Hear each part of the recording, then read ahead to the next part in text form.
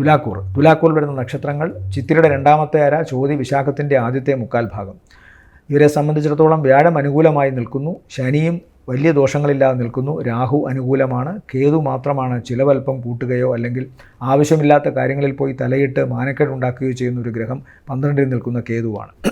അതുകൊണ്ട് ആ ഒരു അവസ്ഥ മാത്രമാണ് ചിന്തിക്കേണ്ടത്. ചന്ദ്രൻ്റെ നില ഇവർക്ക് ആദ്യത്തെ 2 ദിവസങ്ങൾ വളരെ ഗുണം ചെയ്യുന്നു. അവസാനത്തെ 3 ദിവസങ്ങളും സാമ്പത്തികമായ നേട്ടവും പ്രവർത്തനങ്ങളിൽ വിജയവും യാത്രാഗുണവും ബന്ധുമിത്രാദികളും ഒത്തു സഹവസിക്കലും എല്ലാം ഗുണകരമായിട്ട് കാണുന്നു.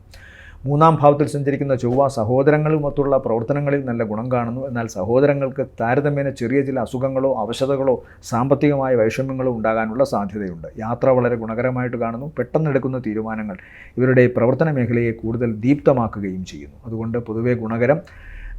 എന്നാൽ ശുക്രൻ്റെ ചില നിലകൾ, ചില സമ്മാനങ്ങൾ ലഭിക്കും എന്ന് പറഞ്ഞിരുന്നത് വാഗ്ദാനം ലഭിച്ചത് ചിലപ്പോൾ നടക്കാതെ പോയേക്കാം. എന്നാലും സാമ്പത്തികമായിട്ട് ദോഷമൊന്നും കാണുന്നില്ല. തുലാക്കൂറിനെ സംബന്ധിച്ചിടത്തോളം ഈ ആഴ്ചയിലെ നല്ല ദിവസങ്ങൾ 28, 29, 1-ാം തീയതി ഉച്ചയ്ക്ക് ശേഷം 2, 3 ദിവസങ്ങൾ നല്ലതാണ്.